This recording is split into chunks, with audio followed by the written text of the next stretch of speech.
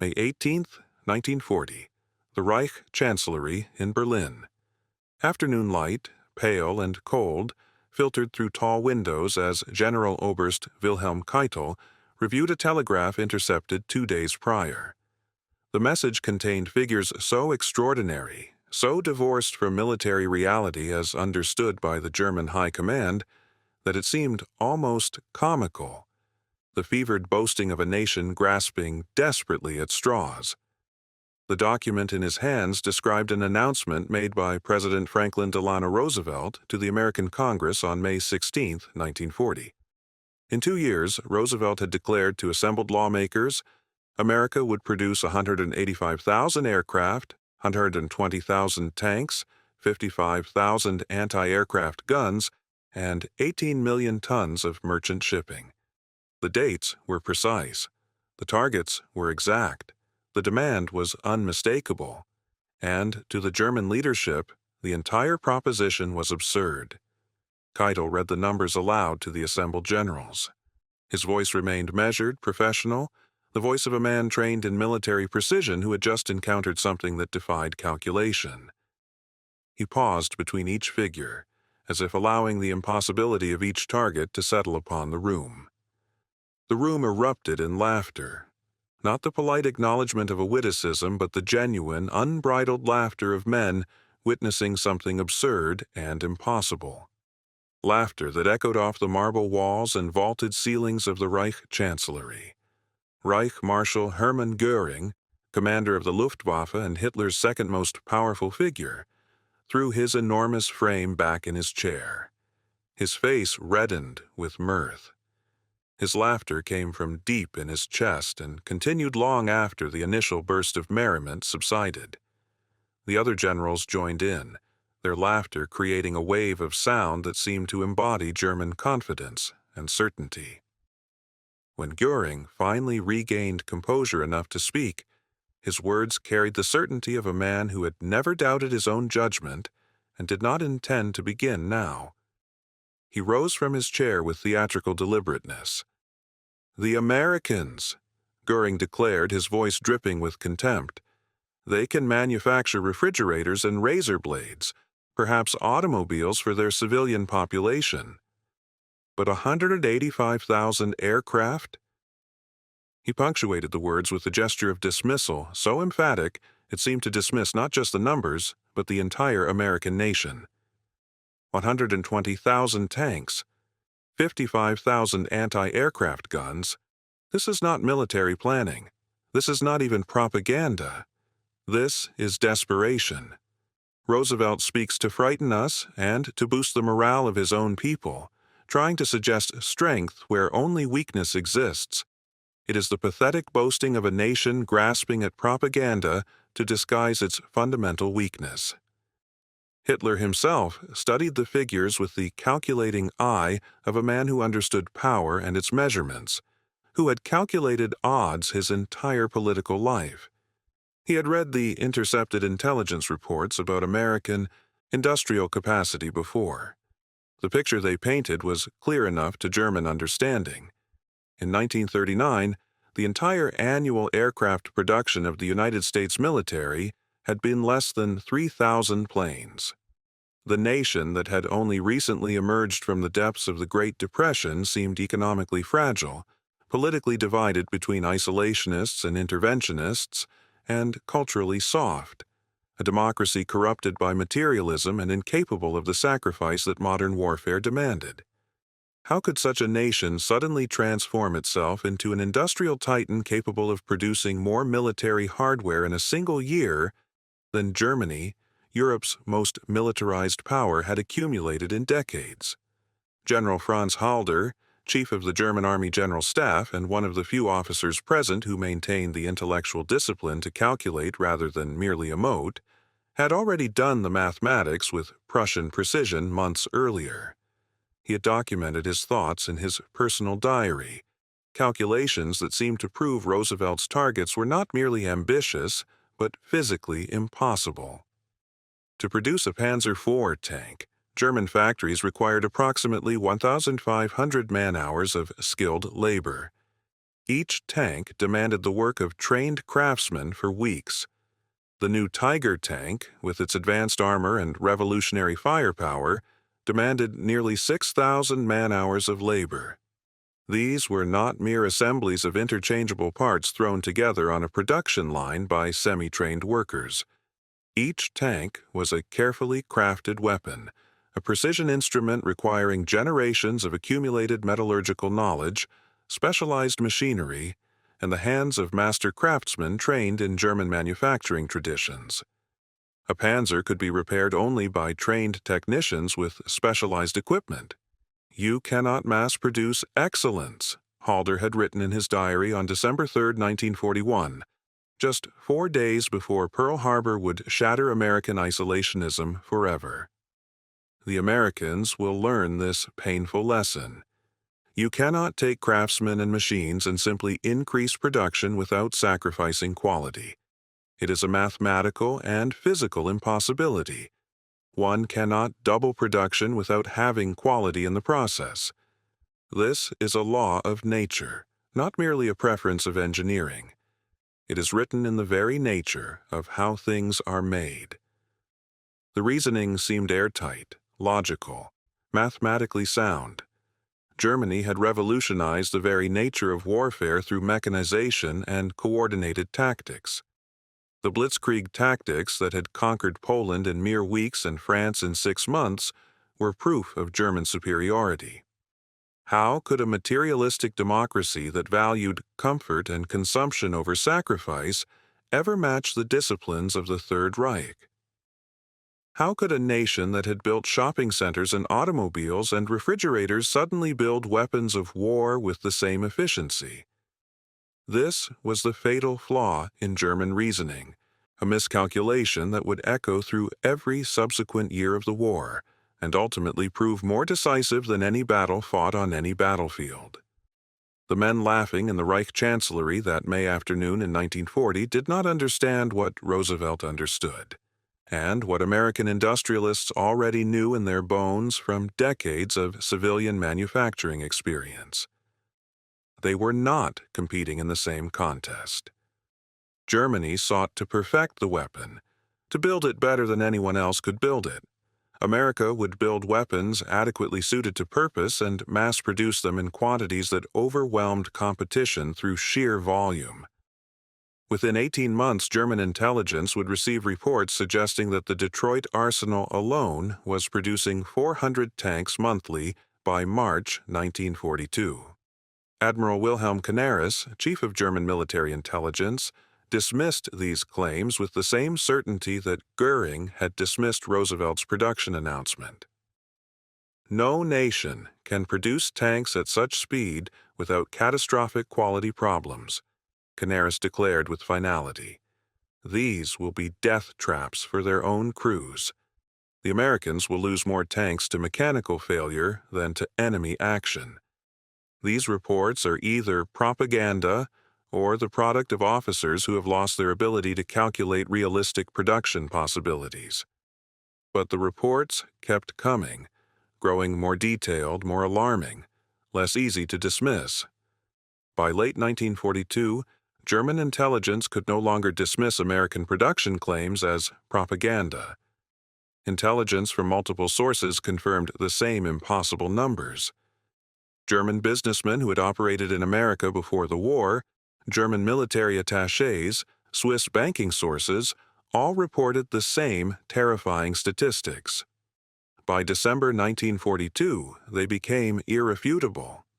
In December 1942, the Detroit arsenal set a production record that astounded German analysts when they finally confronted the documented proof.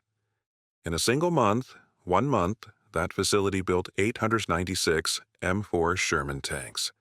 896 tanks, manufactured by 5,000 workers on Michigan farmland that had been farmland just months before the factory was constructed. 896 tanks built with standardized components, using assembly line techniques, by workers who were not craftsmen, but rather workers trained to perform specific repetitive tasks with precision. The plant's efficiency was measured not in years of accumulated manufacturing refinement, but in weeks of accelerating output, proving that Halder's maxim about quality and quantity was fundamentally wrong.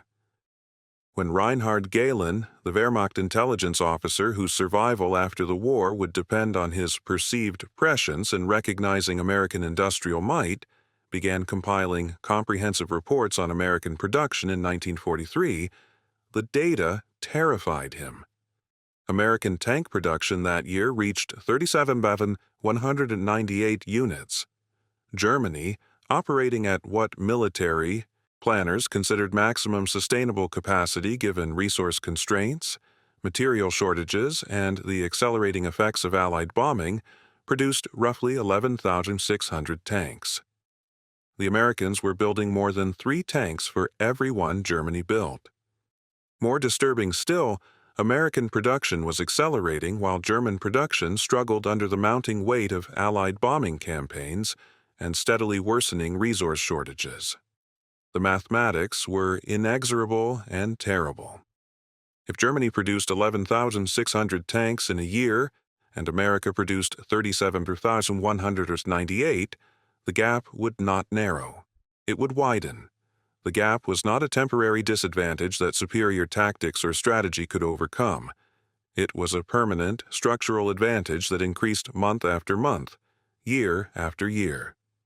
By 1944, American factories were producing 17,565 Sherman tanks alone, more than Germany's entire tank production of 8,328 vehicles that year, more than Germany could produce of all tank types and all tank destroyers combined. When the war ended in May 1945, after 5 years of total war, America had manufactured 49,324 Sherman tanks. Germany had produced 347 Tiger tanks, each requiring 6,000 man-hours of labor and representing thousands of dollars in resources and materials. In the time it took German factories to build a single Tiger tank, to build one perfect killing machine, Detroit could produce 40 Shermans. The psychological impact of these statistics reverberated through the German officer corps like a slow poison, though many refused to acknowledge what the numbers plainly stated for those willing to observe the evidence. Officers who had mocked Roosevelt's production goals in May 1940, laughing openly at what they considered transparent propaganda, were now forced to confront the reality of captured American vehicles and American supply depots and American logistical systems that suggested the unthinkable. Perhaps Roosevelt had not been boasting. Perhaps he had actually been understating America's capacity. In February 1943, German engineers received a captured M4 Sherman tank at the testing facility in Kummersdorf, approximately 35 kilometers south of Berlin. They had captured American tanks before, of course, and the professional verdict had always been the same, adequate perhaps for a second-rate military power lacking proper engineering knowledge, but technologically inferior to German designs. The engineers approached this Sherman with the confident skepticism of men who knew themselves to be superior in technical knowledge and who expected their examination to confirm this superiority. What they discovered over months of meticulous testing would haunt German technical circles for the remainder of the war. The Sherman's transmission was unlike anything German engineers had designed. Where German transmissions used synchromesh only selectively, requiring the driver to double-clutch on most gear changes, creating grinding sounds and mechanical stress, the American transmission featured 5 forward speeds plus reverse with full synchronization on all forward gears except first. A Sherman driver could shift gears smoothly during normal operation without the grinding and jerking that characterized every German tank. The difference seemed trivial to observers watching from the outside of the vehicle. To crews that lived in tank compartments for hours or days, the difference between smooth gear changes and the constant grinding and lurching represented the gap between manageable discomfort and debilitating strain, between a weapon system that worked with the crew and one that worked against it.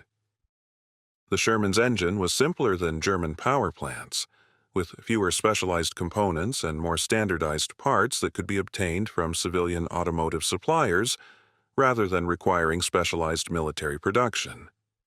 The cooling system was robust rather than refined, emphasizing reliability over engineering elegance. The electrical systems were redundant rather than elegant, with backup systems for critical functions. German engineers, trained in their profession to appreciate precision engineering and elegant design solutions, found these characteristics evidence of inferior thinking. They did not yet possess the framework to understand that they were observing the product of automotive mass production experience, knowledge accumulated through decades of civilian manufacturing that Germany had never developed to the same degree because Germany had not built automobiles at the scale that America had. The testing data accumulated through 1943 and 1944 told an increasingly disturbing story to those willing to read it. Sherman transmissions operated reliably for thousands of kilometers without significant maintenance. Panther transmissions failed within hundreds. Sherman final drives withstood punishment that routinely destroyed Panther final drives within 100 to 200 kilometers of operation. In July 1943, during Operation Citadel at Kursk, the largest tank battle in human history, Panthers achieved only 16% operational readiness, with mechanical failures eliminating more tanks than enemy action. By comparison, Sherman tanks maintained substantially higher operational availability across all theaters of war. A Sherman could be counted on to function when needed. A Panther or Tiger was nearly as likely to be found broken down behind the lines as it was to be found in combat positions. German field commanders who had fought against American armor in North Africa and Italy began reporting something that contradicted decades of German military tradition and training. The Americans did not retreat, not because of superior tactics or inherent courage, but because they did not need to. When an American tank was destroyed in combat, another American tank arrived to replace it within days or weeks. When an American soldier was wounded beyond the capability of field medical treatment, he was transported to field hospitals equipped with penicillin and surgical capability that German frontline units could not match. When an American soldier fell into German hands and was processed as a prisoner of war, he would spend the remainder of the war in a camp receiving food adequate to his survival, not starving. German prisoners captured by Americans discovered something that shocked them, something that contradicted everything their own military training and Nazi propaganda had taught them about American society.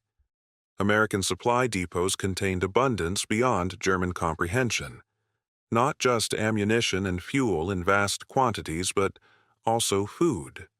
Fresh rations, canned goods, items considered luxuries by German frontline soldiers who had been living on bread, margarine, and thin soup for months or years. Captured American soldiers ate American field rations called K rations. Individual meals, packaged in cardboard boxes with waterproof coating, manufactured and shipped to the front in quantities so enormous that rations manufactured months earlier were already flowing to troops in combat positions at the front. When Joachim Peiper's SS Kampfgruppe broke through American lines during the Battle of the Bulge in December 1944, his armored forces advanced rapidly and captured American fuel depots and supply caches at Bullingen and other locations. Peiper, a veteran of multiple campaigns on both Eastern and Western fronts, walked through the captured American supply depot at Bullingen on December 17, 1944. American supplies stacked everywhere, one account recorded. Ammunition crates, medical supplies, rations, winter clothing, everything organized, everything labeled, everything abundant. He picked up a K-ration box, cardboard box with brown, waterproof coating. The label identified it as a combat individual breakfast unit. He opened it and found inside canned chopped ham and eggs, hard biscuits, a chocolate bar, 4 cigarettes, instant coffee, sugar tablets, and chewing gum. The manufacturing date stamped on the bottom. October 1944. 2 months old. Americans were producing these rations in such quantities that supplies manufactured weeks earlier had already been transported across the Atlantic Ocean and distributed through the supply system to reach combat troops fighting in Belgium. The implications were staggering and terrifying to a German officer who understood what the logistics meant. Pieper's own Kampfgruppe had departed Germany with 3 days of rations. Those rations had been consumed 3 weeks into the campaign. His men had been surviving on whatever they could capture from American positions and items requisitioned from Belgian civilians. Some German units had slaughtered horses for meat because the supply situation had become so desperate. Some soldiers were functioning on near-starvation rations. Yet here, in American supply depots, were individual meals manufactured to precise specifications, packaged in waterproof containers distributed to frontline troops in such abundance that older supplies were being replaced by newer manufactured rations. A staff officer named Poetska approached Piper. The officer's face was drawn from hunger and cold. "Commandant, the men are starving. We have not eaten since yesterday." Piper gestured to the massive supply of captured American K rations stacked throughout the depot. "Take as many as you need. Give them to the men. They should eat now and carry more with them. There's no way of knowing when the next supply opportunity will come." Poetska picked up several boxes and distributed them to the tank crews. The men opened the boxes and began eating immediately. Piper watched them.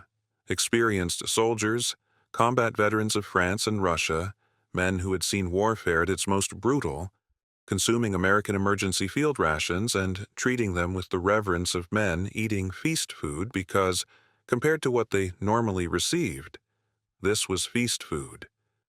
Chocolate bars that German soldiers had not seen in years. Real coffee, not the chicory substitute they had been drinking. Cigarettes, which were currency in German military culture. Small luxuries that American soldiers took for granted were precious commodities to German troops who had not seen such things in months. It was not the food itself that carried the most profound significance in that moment, though the contrast between American abundance and German scarcity was overwhelming and undeniable. What mattered was what the food represented. The industrial capacity of a nation that could manufacture individual meals to precise nutritional specifications, package them in waterproof containers, ship them across an ocean traversing thousands of kilometers, move them through a complex supply system spanning dozens of rear area depots, distribute them through multiple levels of supply chain, and still have enough reaching combat troops that rations manufactured in autumn were already being consumed by frontline soldiers in winter. Germany, the nation that had mobilized total war production in 1939 and operated at what it considered maximum capacity, could not achieve anything remotely approaching this logistical capability. The K ration was not just food, it was evidence of industrial might. Albert Speer, Hitler's Minister of Armaments and War Production, had understood since 1943 what American industrial potential truly meant. He had seen the intelligence reports of American aircraft production.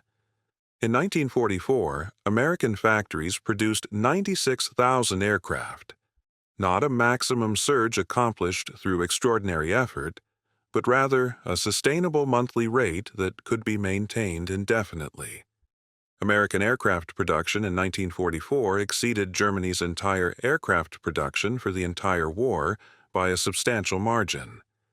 When Speer looked at these numbers, he was looking at the future, a future predetermined, immutable, written in production statistics, a future in which German defeat was mathematically inevitable.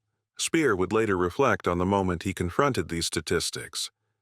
By early 1944, I knew with absolute certainty that Germany would lose the war. American production of 96,000 aircraft in 1944 was not a surge achieved through extraordinary mobilization. It was sustainable indefinitely. The Americans could simply order more aircraft and they would be manufactured. We could only watch as the mathematical gap widened with each passing month. There was no strategy that could overcome this. No tactic, no heroic sacrifice, no last desperate offensive could overcome the simple fact that the American industrial system was producing more than the German industrial system could match. The outcome of the war was determined not on battlefields, but in American factories. We were defeated by an enemy we could not touch, an enemy that existed in factories thousands of kilometers away. Other German leaders reached similar conclusions with similar despair. Field Marshal Erhard Milch testified after the war, "When I learned America produced 9,000 aircraft in a single month, I knew the war was lost." Admiral Karl Dönitz stated, "When intelligence reported Americans building escort carriers faster than we could build submarines, I knew the Battle of the Atlantic was lost." These were not men prone to defeatism or exaggeration. These were professional military officers making professional assessments based on data. The data spoke with unmistakable clarity. The broader strategic reality had become unmistakable to anyone willing to observe the evidence.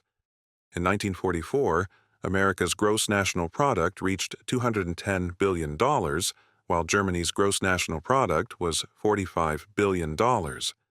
America devoted 45% of its GNP to war production. Germany devoted 65% of its entire GNP to war production. Yet American war production exceeded Germany's total GNP. The Germans were literally spending a larger percentage of their economic resources on war production than America was spending to fuel its entire economy, while simultaneously fighting a two-ocean war and supplying allies through Lend-Lease and supporting military operations across 3 continents. The mathematical disparity was absolute and undeniable. American factories operated in complete safety, brightly illuminated, running 3 shifts under conditions of domestic peace. German factories were bombed repeatedly by strategic bombing campaigns, struck throughout day and night, turned into rubble and ash while trying to maintain and increase production. German workers labored under increasing shortages of raw materials, fuel, and food. American workers earned good wages, received adequate food, and operated within a system that rewarded efficiency and rapid production. American workers also worked shorter hours than German workers while producing more per hour. The system worked with the workers rather than against them. The Willow Run plant outside Detroit, which German intelligence had initially dismissed as a propaganda showpiece, incapable of fulfilling its promises, had become a monument to American manufacturing capability. Built in 1941 on vacant land within 18 months, this facility implemented assembly line production for B-24 Liberator bombers using techniques that German aviation experts had declared theoretically impossible. German engineers studying the operation concluded that the Americans had not built a better aircraft. They had built a system for producing unlimited aircraft, an entire industrial ecosystem that Germany had never developed and could not develop given current resources and trajectory. When German engineers examined captured B-29 technical manuals and blueprints as the war drew toward its conclusion, they estimated that it would have taken Germany 20 years to develop and produce such an aircraft. The engines alone represented engineering achievements German industry could not match with current resources and knowledge. The reliability standards achieved in American production were equally stunning. By 1944, the average American aircraft worker was producing 3 times the weight of airframe per month as their German counterpart, despite working fewer hours and under conditions that were not coercive or based on terror. The production methods Americans had developed contradicted everything German engineering tradition held most dear. Welding aluminum instead of riveting exclusively, a faster process that German engineers considered inferior until American aircraft proved in combat that the method was adequate. Mass-producing turbo superchargers instead of hand-building each one, a process German engineers claimed was impossible until American factories demonstrated it routinely. Manufacturing reliable electrical systems, a chronic German weakness throughout the war because German designers had never prioritized electrical system reliability. The Packard Motor Company was mass-producing Rolls-Royce Merlin engines under license, achieving better quality control than Rolls-Royce achieved in Britain.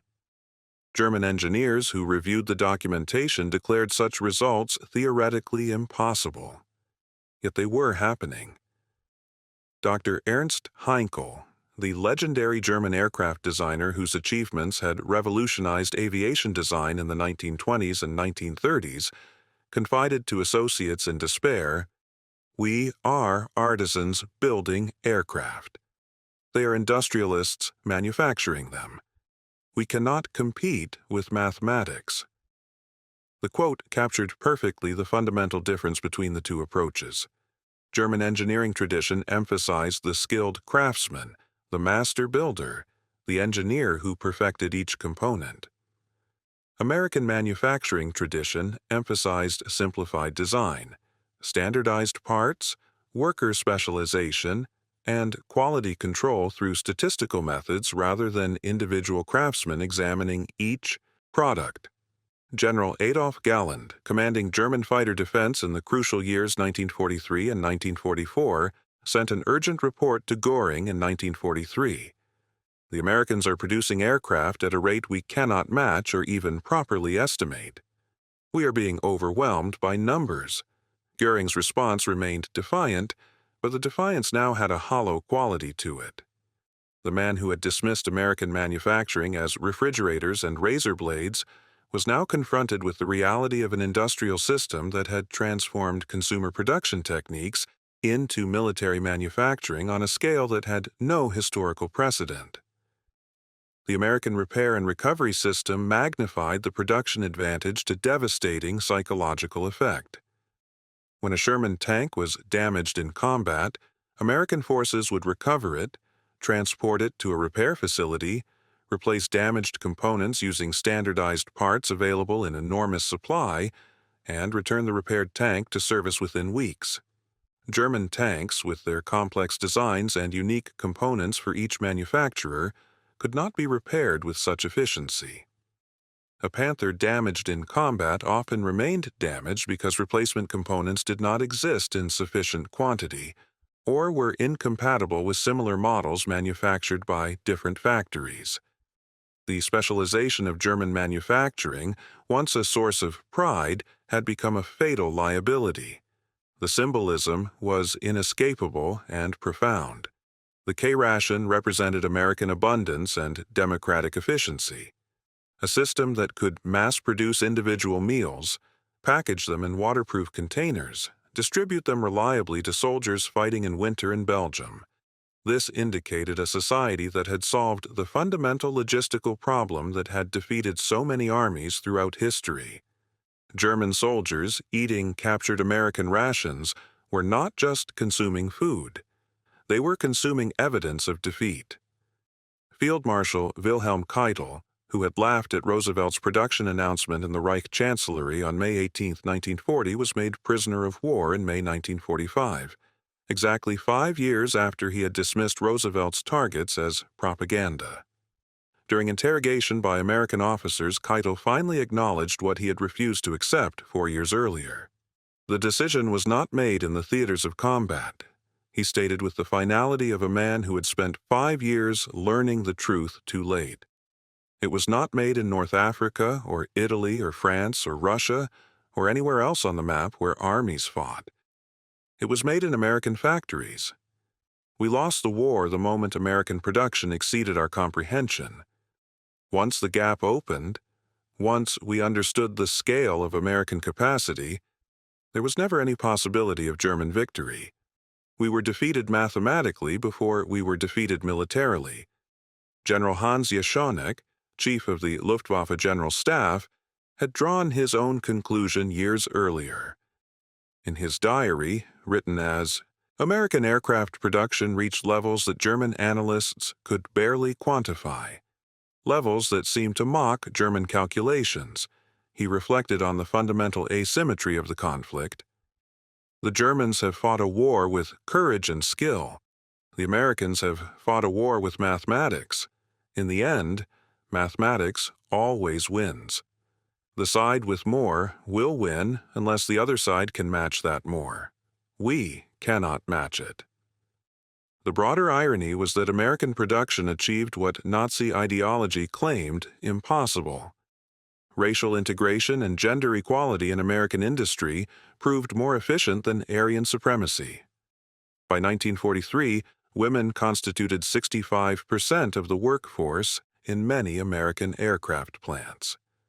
German intelligence reports expressing disbelief that American housewives were building four-engine bombers were dismissed as propaganda until captured aircraft were found to have inspection stamps bearing women's names. American factories trained 435,000 pilots during the war. Germany trained 57,000 pilots. American aircraft production ensured that American pilots would fly superior numbers and types of aircraft against German pilots flying increasingly worn machines with diminishing fuel supplies and training opportunities. The tank comparison was final and decisive. By war's end, American factories had manufactured 49,324 Sherman tanks. Germany had produced 1,347 Tiger tanks, 492 Tiger II tanks, and approximately 5,976 Panthers. Yet the Sherman, despised by German tankers as inferior in firepower and armor, never retreated because there were always more Shermans. American tankers rotating through replacements meant that American tank battalions maintained strength and cohesion. German tank battalions were bled down by attrition and could not be reinforced because German factories could not produce replacement tanks fast enough to match combat losses. The United States could afford to lose a few tanks. Germany could not afford to lose any. The Detroit Arsenal alone produced 22,234 tanks, more than Germany's total production of Panthers, Tigers, and Tiger IIs combined. That single factory, built on Michigan farmland in 8 months, represented an industrial achievement unmatched in the history of warfare. German generals recognized what they had failed to understand in May 1940. American industrial capacity was not a bluff. It was not propaganda. It was reality, undeniable and overwhelming. When the last German soldier laid down his weapons in May 1945, he was surrendering not really to American soldiers, though American soldiers accepted the surrender, but to American factories. Factories that had spoken louder than any general could speak, that had said more than any strategy could articulate, that had demonstrated the final truth of modern industrial warfare. The nation that can produce more wins. The nation that dismisses that capacity as propaganda does so at the cost of everything. That cost, for Germany, was total. It was defeat. The war's outcome was determined not by tactics or strategy, or the will of soldiers or the genius of commanders. It was determined by production schedules and supply chains, and the American capacity to transform its entire society into a weapons manufacturing machine while maintaining internal democracy, feeding its population adequately, paying its workers fairly, and still outproducing every Axis nation combined. Germany challenged the world's greatest industrial power with ideology and courage and engineering excellence. Against that, the nation armed with mathematical abundance and democratic efficiency never stood a chance. The laughter in the Reich Chancellery on May 18, 1940, echoed through the following 5 years as a prophecy of defeat written in numbers that could not be denied or negotiated or overcome by any force that Germany could muster. When Albert Speer walked through captured American supply depots after the war's end in 1945, he traversed mountains of equipment and supplies manufactured by a nation that had never seen combat on its soil. Vehicles, ammunition, food, fuel, medical supplies, spare parts. Everything organized, everything labeled, everything abundant. He understood then with absolute clarity what Halder and Goering and Keitel had failed to understand in 1940. America did not just possess factories. America possessed an industrial culture and system that had been refined through decades of civilian mass production. An entire philosophy of manufacturing that emphasized simplification, standardization, quality control, and worker specialization had been applied to weapons production with devastating effect. Germany had fought the last war while America invented a new one. In the last war, victory came to the nation with the strongest navy and the most skilled craftsmen. In this war, victory came to the nation that could mass-produce adequacy more efficiently than the other nation could handcraft excellence. The laughter that echoed through the Reich Chancellery on May 18, 1940, was the sound of men encountering a world they did not understand and refusing to acknowledge it. They were wrong about all of it. They learned too late that in modern industrial warfare, factories matter more than generals, production matters more than tactics, and abundance is a more powerful weapon than even the most brilliant strategy. This was the truth that Roosevelt had understood, and that Germany's laughing generals would spend the next 5 years learning in agony and defeat.